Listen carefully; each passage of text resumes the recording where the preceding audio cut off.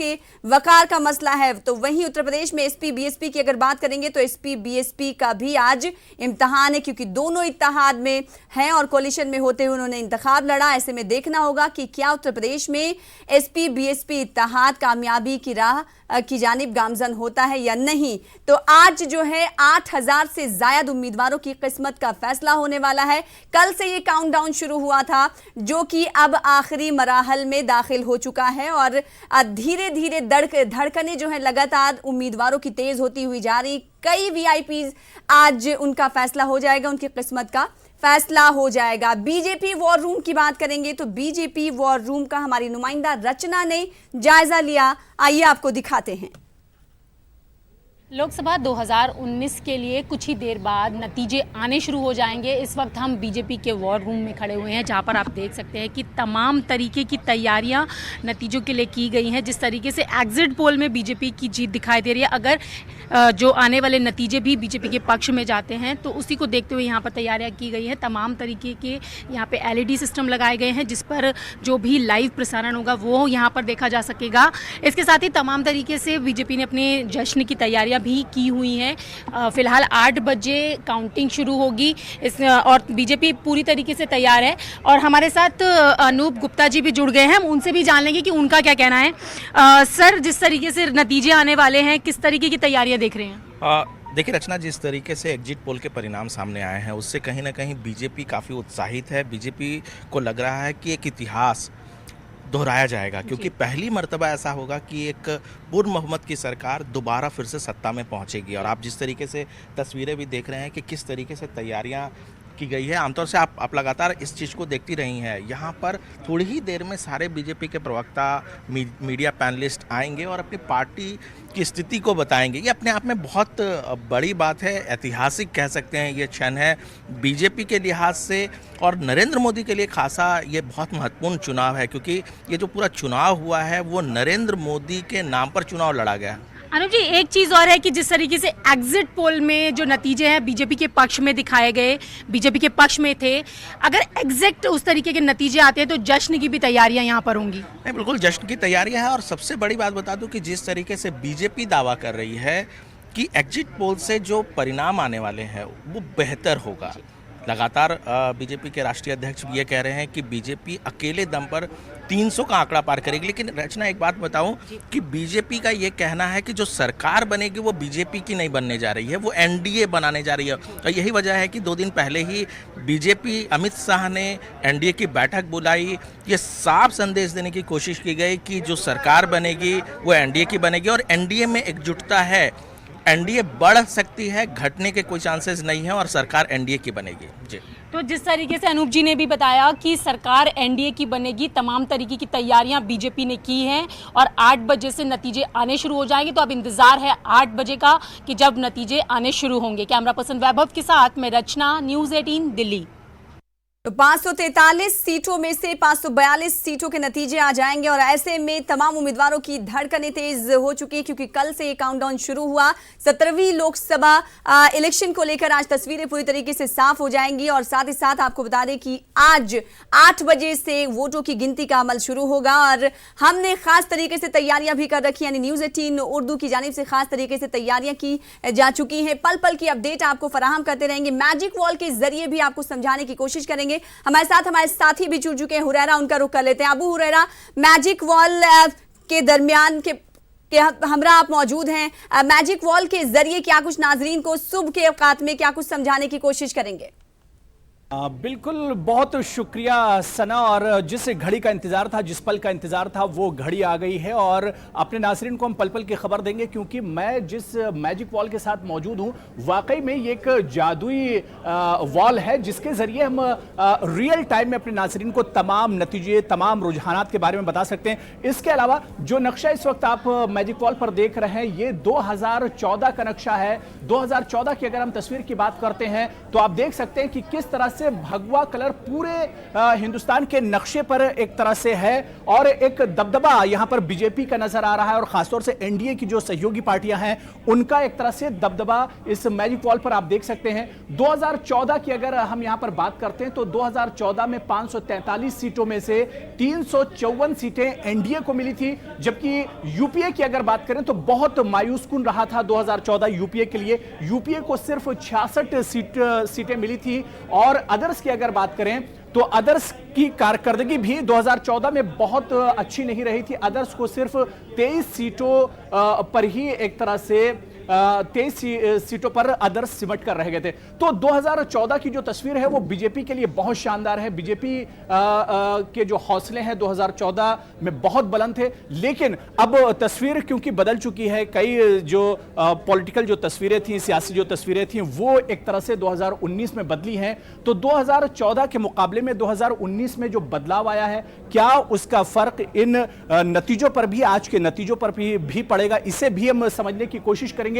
लेकिन 2014 की अगर हम बात करते हैं तो यहां पर मायूसी यूपीए को हाथ लगी थी। खासतौर से यूपीए की जो इत्तेहादी पार्टियां हैं उनकी अगर हम बात करें 2019 में तो कांग्रेस सबसे बड़ी पार्टी है यूपीए की। इसके अलावा एनसीपी, महाराष्ट्र में एनसीपी और कांग्रेस एक साथ मैदान में है।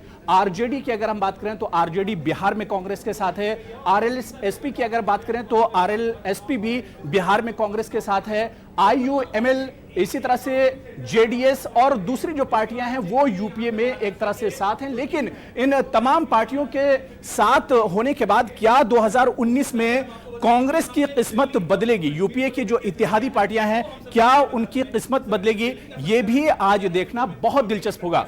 लेकिन इसे हटकर अगर हम एनडीए की बात करते हैं तो एनडीए की कारकर्दगी 2014 में बहुत शानदार रही थी और एनडीए की जो साथी जो पार्टियां, इत्तेहादी जो पार्टियां हैं उनकी अगर हम खासतौर से बात करते हैं 2019 में तो बीजेपी के साथ एडीआईएमके और इसके अलावा शिवसेना, एलजेपी, शिरोमणि अकाली दल, इसी तरह से जो और दूसरी पार्टियां हैं ये एनडीए के साथ 2019 में है और तकरीबन यही कुछ पार्टियां 2014 में भी थी।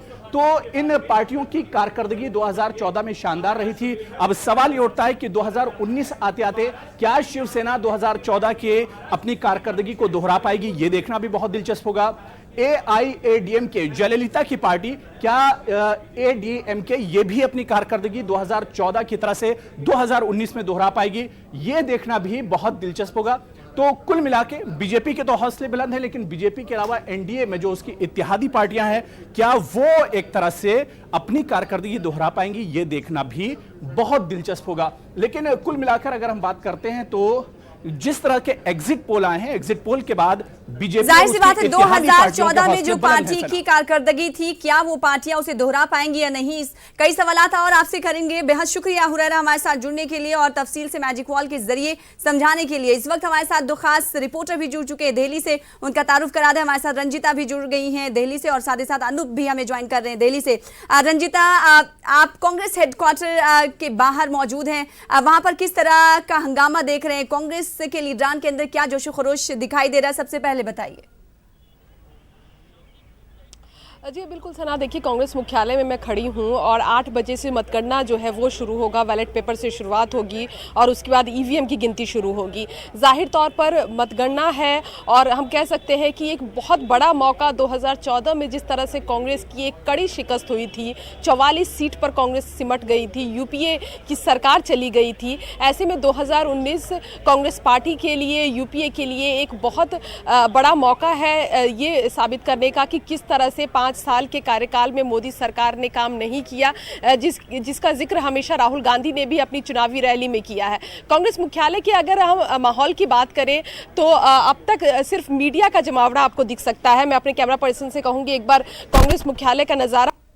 जी, तो रंजिता हमारे साथ कांग्रेस हेडक्वार्टर के बाहर से मौजूद हैं और वहां की तस्वीरें दिखा रही हैं और अनूप भी हमारे साथ जुड़े हुए हैं बीजेपी हेडक्वार्टर के बाहर से। उनसे पूछ लेते हैं कि क्या कुछ हंगामी सूरत हाल वहां पर वो देख पा रहे हैं। अनूप, क्या कुछ तस्वीरें इस वक्त आप बीजेपी हेडक्वार्टर में देख पा रहे हैं? क्या जोशो खरोश दिखाई दे रहा है जो 2014 में जीतने के बाद देखा जा रहा था बीजेपी में?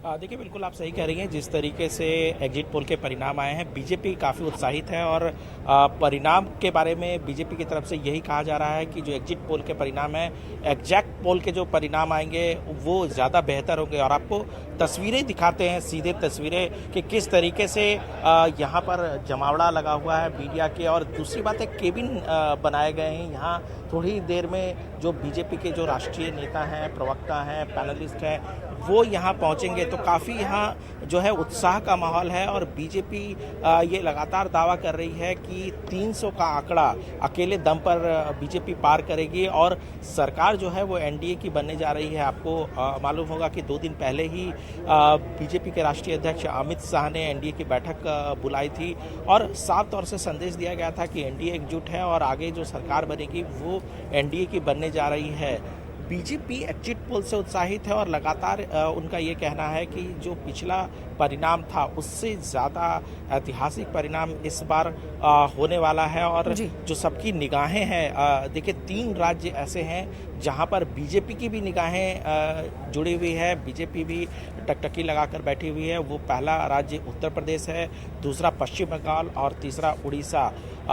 बीजेपी ये मानकर बैठी हुई है कि उत्तर प्रदेश में वो बेहतर प्रदर्शन करने जा रही है। हो सकता है कि पिछले बार जिस तरह की सीटें मिली थी उससे ज़्यादा सीटें मिली, लेकिन पश्चिम बंगाल और उड़ीसा ये 2 ऐसे राज्य हैं जहां पर बहुत अच्छा प्रदर्शन बीजेपी की तरफ से नहीं किया गया था। तो इस बार पहली बार सेंधमारी की गई है और जिस तरीके से आपने देखा कि वहाँ पर जो है वो हिंसा का माहौल रहा है। आपको दिखाया कि माहौल, देखिए सबसे बड़ी बात बताओ कि जो माहौल है, और अभी आपसे हमारे सहयोगी हैं, वरिष्ठ सहयोगी सरेंद्र वांगू, उनसे भी बात करते हैं। सरेंद्र, ये बताइए कि जिस तरीके से आपने पूरे चुनाव को देखा है, क्या माहौल लग रहा है? क्या एग्जिट पोल के परिणाम और जो एग्जैक्ट आज रिजल्ट आने वाला है उसमें बहुत ज़्यादा अंतर होने वाला है? देखिए अनूप, अगर हम चुनाव की बात करें तो सबसे बड़ी बात यह है कि जो स्वीप किया था बीजेपी ने एक तरह से यूपी में, अगर इस बार महागठबंधन एक बड़ी चुनौती है यूपी में भाजपा के सामने। अगर महागठबंधन के चलते सीटें कम हुई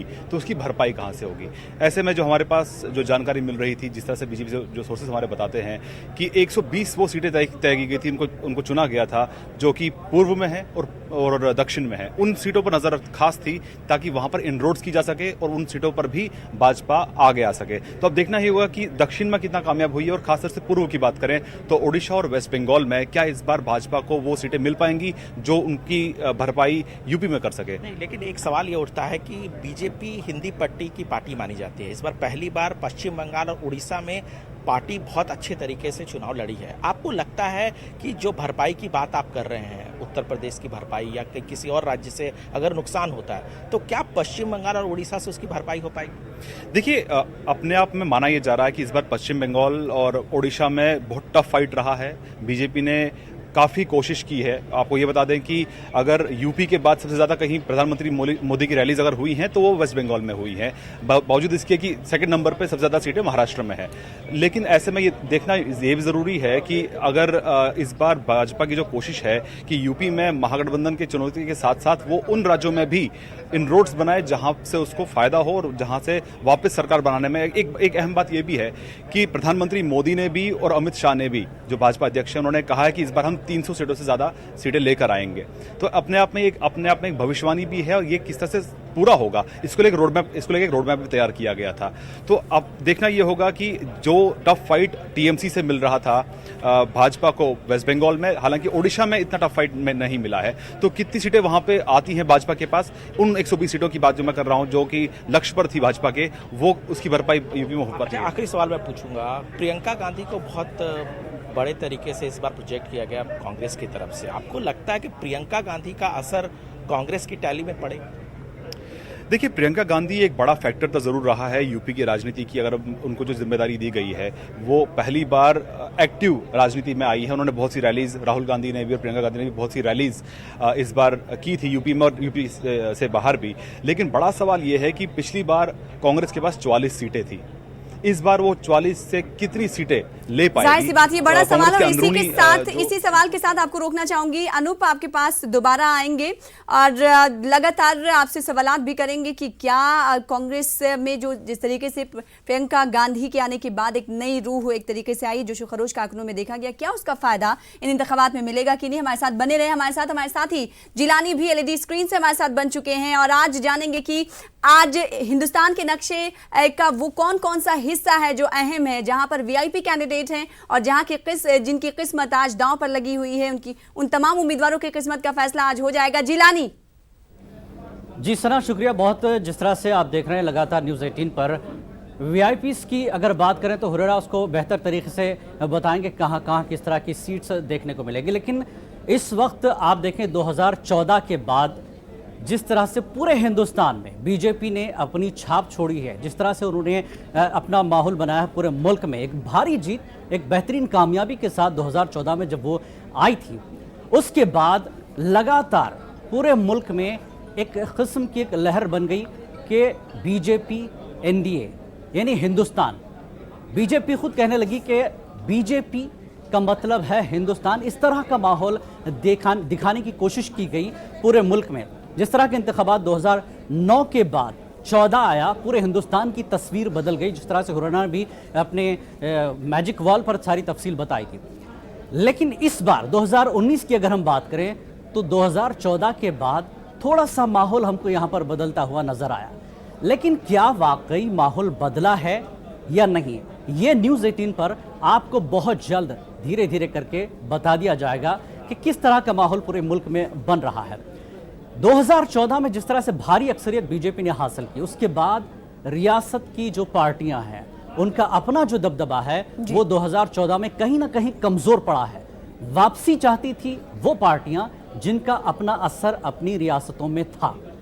उसी चीज को लेकर इस बार 2019 में उन तमाम इलाकाई पार्टियों ने, उन रियासत की पार्टियों ने भरपूर कोशिश की बिना किसी इत्तेहाद के। कहीं कुछ इत्तेहाद हुआ तो कहीं पर किसी ने अपने दम पर इलेक्शन लड़ा है। तो इसी तरह से अगर हम साउथ की बात करें, साउथ की अगर हम बात करें तो इस तरह से अगर हम बात करें तो साउथ में आप देखिए तमाम पार्टियों ने ये कोशिश की कि अपने तौर पर इंतखाब लड़ा जाए और अपनी साख बचाई जाए, अपनी सीटें बचाई जाए, ताकि सरकार किसी की भी बने 2019 में उनके साथ टाई अप करें और साथ में अपना वकार भी वो बचा पाए। तो इस लिहाज से जिस तरह से काम हुआ है कि आप देखिए एनडीए को जिस तरह से 354 सीटें मिली। जिलानी अगर बात उत्तर प्रदेश की सबसे बड़े रियासत की कर ली जाए, क्योंकि सत्ता का रास्ता उत्तर प्रदेश से होकर ही जाता है। उत्तर प्रदेश में जिसको सीटें, जिन पार्टी को ज्यादा मिलती हैं वही मरकज में काबिज होता है। ऐसे में उत्तर प्रदेश की अगर बात कर ले तो वहां पर गठबंधन भी है और कांग्रेस भी है, ट्रायंगल मुकाबला है। 2014 में भगवाकरण पूरी तरीके से उत्तर प्रदेश में हुआ था, 73 सीटें एनडीए के खाते में गई थी। इस बार क्या लगता है आपको कि मुश्किल है भाजपा के लिए दोबारा वापसी कर पाना? एग्जिट पोल तो ये बता रहे हैं कि दोबारा वापसी होगी, मरकज में एनडीए की सरकार ही बनेगी। बिल्कुल एक अच्छा सवाल आपका रहा। आपने बहुत अच्छा सवाल किया कि उत्तर प्रदेश मुल्क की बड़ी रियासत, बड़ा नतीजा और ये रास्ता दिल्ली तक जाता है, ये बात तय है। और हकीकत में 2014 में बीजेपी को, एनडीए को जो बड़ी कामयाबी मिली है और एक तरह से रास्ता जो हमवार हुआ है वो सीधे सीधे सिर्फ और सिर्फ यूपी से हुआ है। बड़ी जीत यूपी से मिली है। वजह क्या रही अब ये देखना है। आपको 2-3 चीजें गौर करनी पड़ेगी। 2014 का चुनाव जब शुरू हुआ था तो यूपीए का जो एंटी इनकम्बेंसी रही, ठीक है, और जिस तरह की बदउनवानियां, कई ऐसे मामला थे जो यूपीए को कमजोर कर चुके थे, पहला पॉइंट। दूसरी बात ये रही कि 2014 में बीजेपी जिस तेजी के साथ और जिन बातों के, जिन मुद्दों के साथ, जिन वादों के साथ वो आई थी जनता के सामने, वो बिल्कुल अछूते और नए थे। आप देखिए पिछले जितने भी चुनाव हमने देखे हैं उसमें रोटी, कपड़ा, मकान, इस तरह की ऐसी जरूरियाती चीजों को ही बताया जाता था आम जनता के सामने। लेकिन बीजेपी ने ऐसे ऐसे मुद्दे उठाए हैं, उन मुद्दों को लेकर अगर आप बात करें तो लोगों को लगा कि हमने एक नई चीज सुनी है, बीजेपी एक नई बात कर रही, बीजेपी एक नया कुछ करना चाहती है। तो लोगों ने उनकी बातों को 2014 में भरोसा किया और उसी भरोसे को कायम रखते हुए बीजेपी ने पूरे मुल्क में अपनी लहर जमाई। ये बड़ी कामयाबी रही उत्तर प्रदेश से। लेकिन उत्तर प्रदेश में इस बार चुनाव थोड़ा सा मुख्तलिफ हो गया है। वजह यह है कि 2014 में आप देखिए एसपी बीएसपी अलग है, आरएलडी अलग है और फिर कांग्रेस, ये सब बटे हुए थे। लेकिन इस बार जैसा कि मैंने पहले भी कहा, स्टेट की पार्टियों ने अपनी जमीन बचाने के लिए इस बार बहुत कोशिश की है। चाहे आप समाजवादी की बात करें, चाहे वो एसपी की बात, बीएसपी की बात करें, आरएलडी की, तो इस लिहाज से एसपी बीएसपी ने इत्तेहाद कर लिया। कांग्रेस की अगर आप बात करें, कांग्रेस यहां पर अकेली रही, लेकिन प्रियंका गांधी वहां पर पहुंचती है, तो ऐसे में यहां पर एसपी बीएसपी सामने है और प्रियंका गांधी, जिन्हें 41-40 सीटों का इंचार्ज बनाया गया है, जनरल सेक्रेटरी, वो इसलिए इलेक्शन भी नहीं लड़ी। तो ये दो चैलेंजेस उत्तर प्रदेश में बीजेपी के सामने जरूर हैं।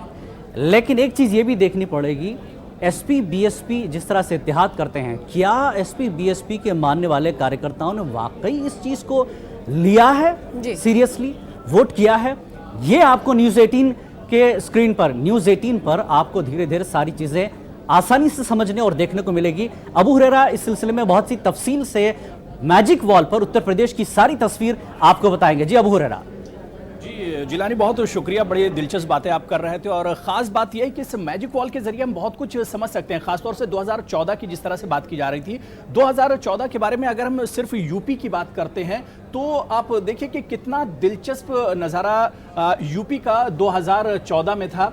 क्योंकि अगर यूपी की हम बात करते हैं तो 2014 में 80 सीटें यूपी में हैं, जिसमें से 73 सीटें एनडीए के खाते में गई थी। एसपी बीएसपी आरएलडी का इस बार इत्तेहाद है, लेकिन एसपी बीएसपी के खाते में 2014 की अगर हम बात करते हैं तो इस इत्तेहाद के खाते में 2014 में सिर्फ 5 सीटें गई थी। और यूपीए के खाते में, यानी अगर हम कांग्रेस की बात करते हैं तो कांग्रेस की झोली में 2014 में सिर्फ 2 सीटें आई थी, वो भी सोनिया गांधी और राहुल गांधी की सीटें। यानी 2014 बहुत शानदार बीजेपी के लिए रहा था। कुल मिलाकर बीजेपी के खाते में 73 सीटें एनडीए के खाते में गई थी, जिसमें से 73 सीटें एनडीए के पास थी और 71 सीटों पर सिर्फ बीजेपी ने अपना भगवा परचम लहराया था। लेकिन क्या वाकई में 2019 में तस्वीर बदलने वाली है? हालांकि एग्जिट पोल जो बताते हैं वो यही कहते हैं कि बीजेपी का बहुत ज्यादा नुकसान 2019 में यूपी में नहीं होगा। लेकिन अगर कुछ नुकसान बीजेपी का यूपी में होता है तो सवाल ये उठता है कि बीजेपी उसकी भरपाई कहां से करेगी।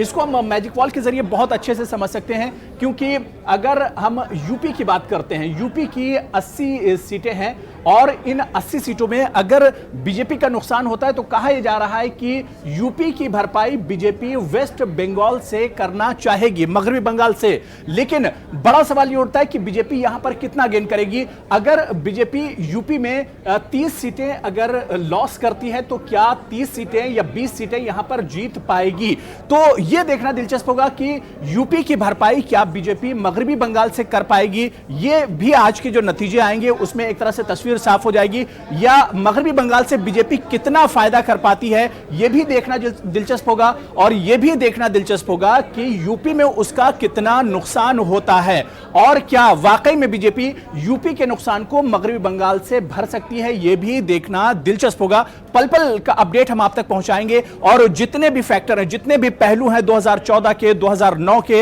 इन चुनाव पर भी हमारी नजर रहेगी और मैजिक वॉल के जरिए बहुत आसानी से तमाम फैक्टर हम आप तक पहुंचाने की कोशिश करेंगे। चलिए वापस आपको स्टूडियो सना के पास ले चलते हैं। हुरैरा, जिस तरीके से बात आप उत्तर प्रदेश की कर रहे थे, तो उत्तर प्रदेश से जुड़ा हुआ सवाल मेरा यह है कि जिस तरीके से हमने देखा कि तकरीबन 1.5 महीने इश्तार चला था, चुनावी तशहीर में तमाम लीडरान उत्तर प्रदेश में भी मसरूफ रहे, वजीर आज़म नरेंद्र मोदी ने भी काफी जोर लगाया और साथ ही साथ अब ये देखना होगा कि कौन कौन से ऐसे उम्मीदवार हैं जिनकी किस्मत साख जो है दांव पर लगी हुई है उत्तर प्रदेश से। तो कौन कौन से ऐसे लीडर हैं जिनकी साख दांव पर लगी उत्तर प्रदेश में, मैजिक वॉल के जरिए जरा समझाइएगा हुरैरा नाजरीन को। तो हुरैरा से राब्ता इस वक्त नहीं हो पा रहा है, ब्रेक के बाद उनसे जुड़ने की कोशिश करेंगे और लगातार पल पल की अपडेट आपको देते रहेंगे। तो 543 में से 542 सीटों का नतीजा आ जाने वाला है। तकरीबन 8 बजे से वोटों की गिनती भी शुरू हो जाएगी और रुझानात भी आने का कुछ ही देर बाद सिलसिला शुरू हो जाएगा और लगातार पल पल की अपडेट आपको देते रहेंगे। इसी के साथ छोटे से ब्रेक के लिए रुकेंगे, ब्रेक के बाद जल्द लौटेंगे।